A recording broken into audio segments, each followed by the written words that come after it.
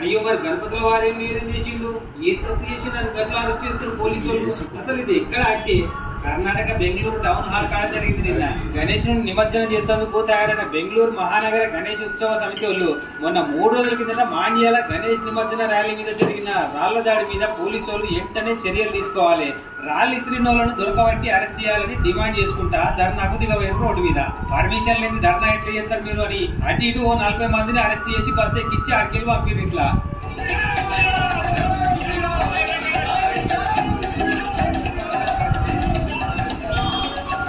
ఇక ప్రతిమ మిగిలిన వాళ్ళంతా వినాయకుడు తీసుకుపోయి చౌరస్తాలకు ధర్నాకు దిగబోతే పోలీసు వాళ్ళకి వచ్చి గణపతిని గుంజిరు. ఇట్లా వీళ్ళు గుంజుడు సలగుండా ఇటు వీళ్ళు గుంజ అటు వాళ్ళు గుంజ.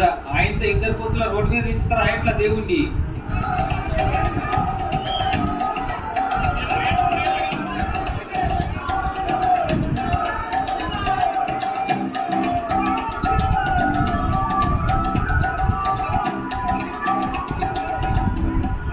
లాస్ట్ పోలీసు వాళ్ళదే అపరాధం అయింది కానీ వినాయకుడిని పోలీస్ జీప్ ఎక్కించి అరెస్ట్ చేసినంత పని చేసిర్రు.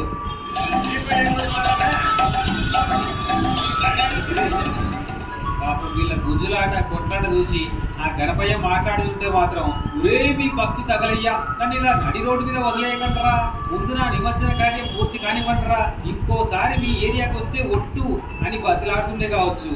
మొత్తానికి భక్తుల భక్తి శ్రద్ధల మధ్య జరిగే నిమజ్జన కార్యం అయితే పోలీసు వల్ల పటిష్ట భద్రత నడవ పూర్తయిందట. గాని కన్నడ నాట ప్రజెంట్ రాజకీయం అంతా గణపయ్య నిమజ్జనాల చుట్టే నడుస్తున్నట్టు కొడుతుంది.